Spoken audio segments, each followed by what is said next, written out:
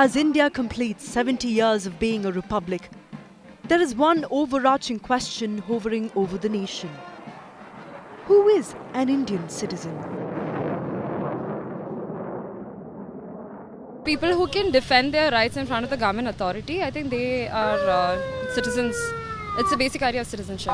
Whoever is registered legally as citizen of a sovereign state is considered to be a citizen of the particular state. Everyone, whoever is born into this country, is a citizen of this country. So you have the rights given by the Constitution. The people who have been living in this country, the people who have been working in this country for a long time. I'm sure we do not have to go 70 years to find out the legacy of the person.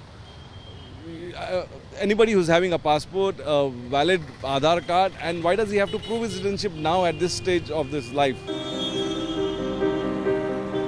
What makes a person a citizen of India? Who is an Indian citizen?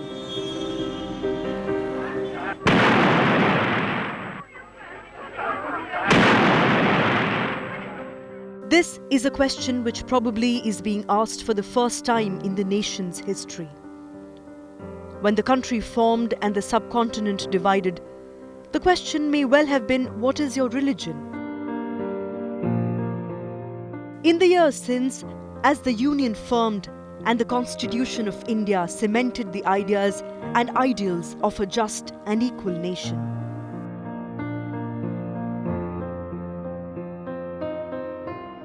The idea of citizenship has not evolved, it has regressed in people's minds. The popular imagination is being taken over to a significant extent to say that if you are not in line with the Hindutva project, then go to Pakistan. Then you are not a citizen.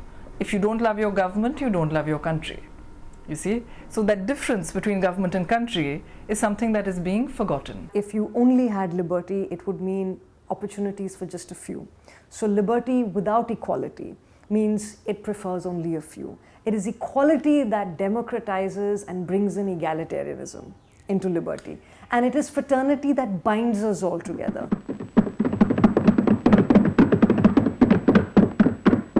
Long years ago, we made a tryst with destiny, and now the time comes when we shall redeem our pledge, not wholly or in full. From the beginning, as a young independent country, India deemed citizenship to every person who was domiciled in the territory of India,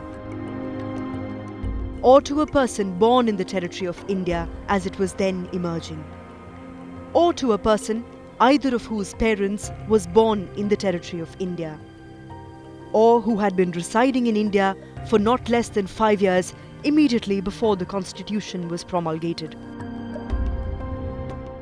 The Constituent Assembly, tasked with the job of writing an all-encompassing constitution for the new nation, began its job much before the hour of independence. What started off in 1946 fructified over 3 years later. On 26th January 1950, the Constitution of India came into force.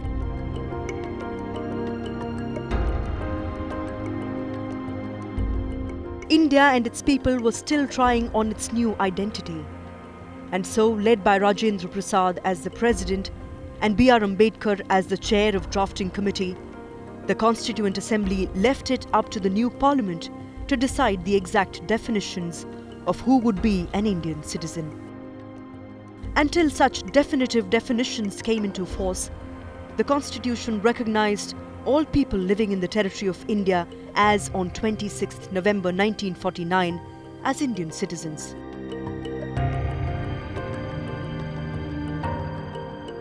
In the meanwhile, they laid the foundation for laws that would govern all aspects of independent India, the very nature of the Indian state. It was deemed to be a sovereign, democratic republic. Two other descriptors, socialist and secular, were added much later through an amendment in 1976. It was only in 1955 independent India first got a law officially defining who is an Indian citizen. The Citizenship Act came into force 3 years after the first general election. Over the years, the definition was amended multiple times in 1985, 1992, 2003, 2005. The Indian Citizenship Act has cases of citizens by birth, by descent, by registration, and by naturalization. There are various ways in which you can get Indian citizenship, but the dominant theme is that if you are born in India, you are Indian.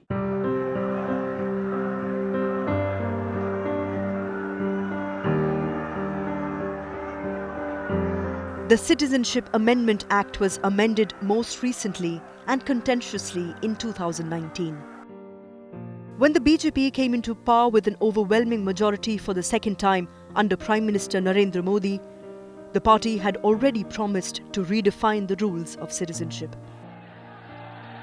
In the run-up to the 2019 elections, the Modi-led government had already introduced the Citizenship Amendment Bill in Parliament.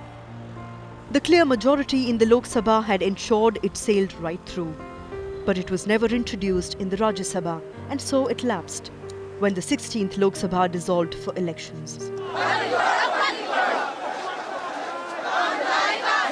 There was massive opposition in Assam and some other regions of the northeast. Assam had seen once before how a change in the Citizenship Act can affect communities. It was also fighting a battle for its indigenous identity, which the 1985 Assam Accord and the Assam NRC had promised.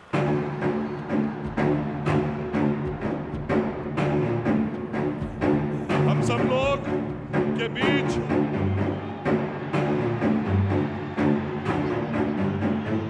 तीन से अधिक seat जीतने वाली है और जीत चुकी है. Within months of Narendra Modi's second term, the Citizenship Amendment Bill was presented and passed by both houses of Parliament, opening a floodgate of protests across the country.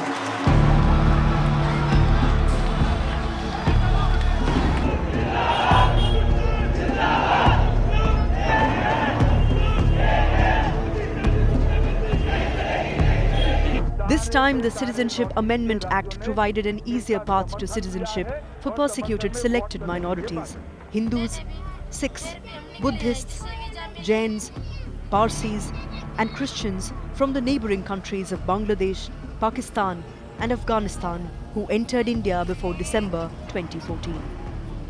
Citizenship Act नागरिकता छीन लेने का नहीं, ये नागरिकता देने का कानून है. आप बैठिए, सुनिए, आप जवाब देने दीजिए. अध्यक्ष, ये ठीक नहीं है. The government assured the amendment wouldn't impact existing citizens, but past words of other BJP leaders gave shrill reminder of another scenario where minorities, especially the Muslims in India, might be greatly affected. पहले CA भी होगा, citizenship amendment bill आएगा, सारे refugee को, सारे शरणार्थियों को नागरिकता दिया जाएगा, उसके बाद में एनआरसी बनेगा. इसलिए जो शरणार्थी है उसको चिंता करने की जरूरत नहीं है, घुसपैठियों को जरूर चिंता करने की जरूरत है. आप क्रोनोलॉजी समझ लीजिए.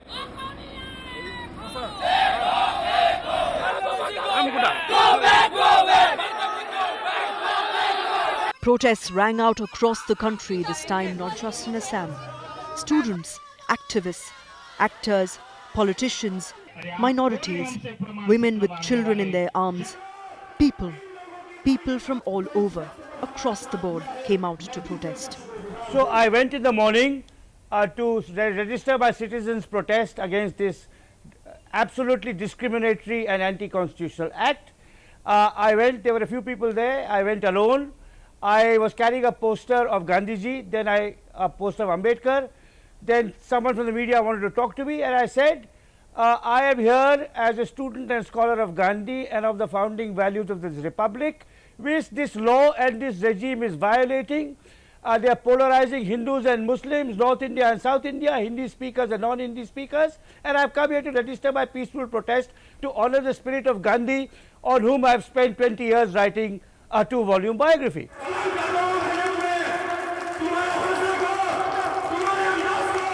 Some feared that the new law clubbed with NRC will question their citizenship.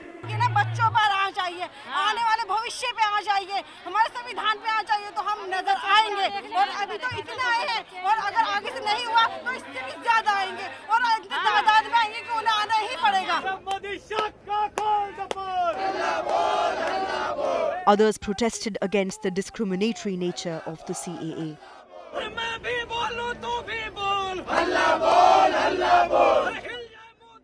I urge them to read the Constituent Assembly debates. You understand that these values of freedom of expression, religion, fraternity, secularism, sovereignty are all captured in the debates. It is very clear in the debates that India will not be a theocratic nation state, because you can see the opposition to this, which is the opposition to this idea is the other side of the border, where Pakistan is creating its own constitution, which is very clear it's going to be a theocratic state.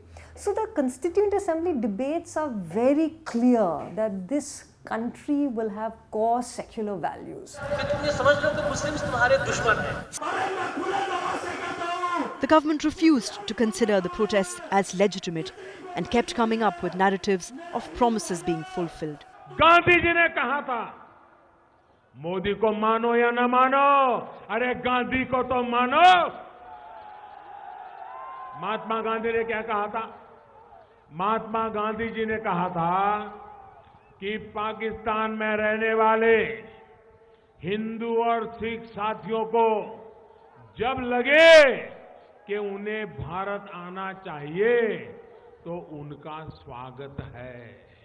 ये मैं नहीं कह रहा हूं, पूज्य महात्मा गांधी कह रहे हैं।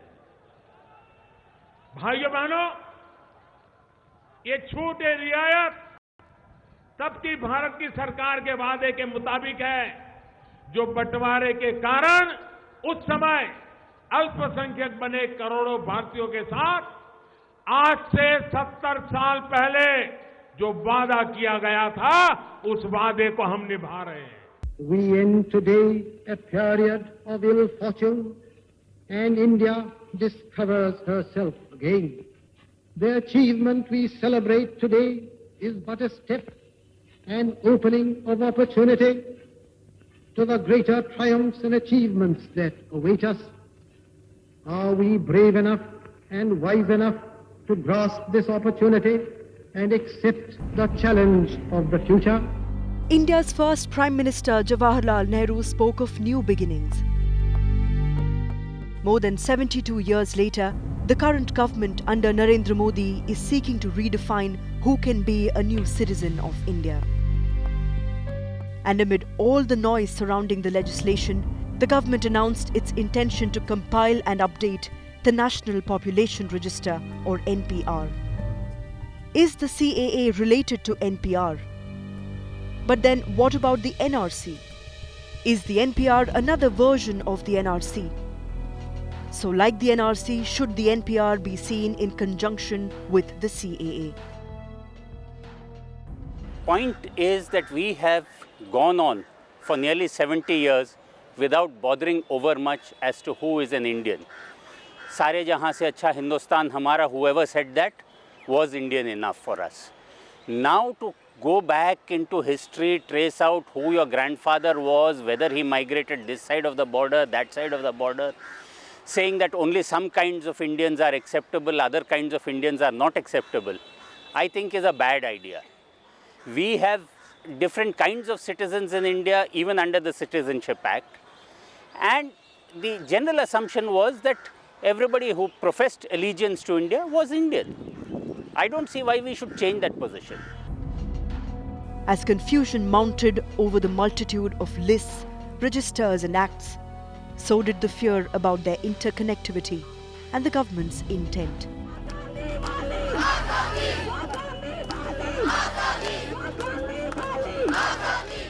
The fear most palpable amongst members of India's largest minority, the Muslims.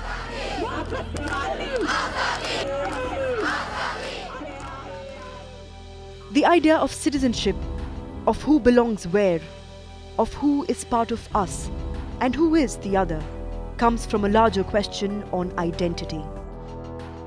Something that voices from the erstwhile state of Jammu and Kashmir muse over. मान ये तो पता ही हमें इंडियन, अब बोलने से क्या, दिल से तो हम कश्मीरी है। दिल से कश्मीरी। इंसान तो सारे हैं, पाकिस्तान में भी इंसान है, यहाँ पर भी इंसान है, हिंदुस्तान में भी इंसान है, और डिफरेंस तो नहीं है ना, कलर तो सेम है। अब ये है, इन्होंने ये खुद बनाया है लोगों ने कि हम हिंदू हैं तो ऐसे इनके साथ ऐसा नहीं करना है, वो गलत करना है, ये गलत करना है, मगर उससे कुछ नहीं होगा ना, इंसान तो सारे हैं ना, वो इंसानियत होनी चाहिए इंसान में। The dichotomy that often grips those who call the land of chinar trees their home is repeated often in the valley. Identity can have multiple faces, but multiple definitions of identity is what the Modi government wished to flatten. अनुच्छेद 370 के सभी खंड लागू नहीं होंगे सिवाय खंड 1 के नामक तदनुसार पढ़ा जाएगा। Home Minister Amit Shah claimed Article 370, a constitutional provision that gave special privileges to Jammu and Kashmir, had not allowed for integration of the erstwhile state with the country. The governing ethos has always been Sarzameen Hind par Aqwam-e Alam ke firak, काफिले बसते गए, हिंदुस्तान बनता गया. We are a magnificent palimpsest of various identities, various people who have come and called this country their own over the time, who have mingled with the soil and who have been born here, who intend to die here. What more do you want? Eventually, two new identities were molded, that of two new union territories. That of Jammu and Kashmir and Ladakh.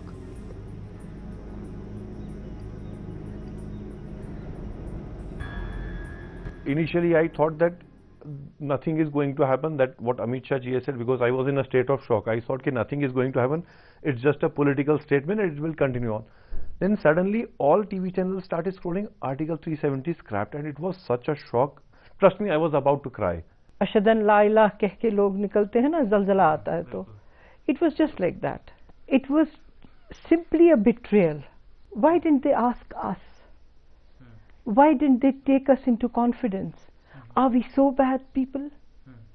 I don't think as citizens of the country we are so bad. हम कागज नहीं दिखाएंगे.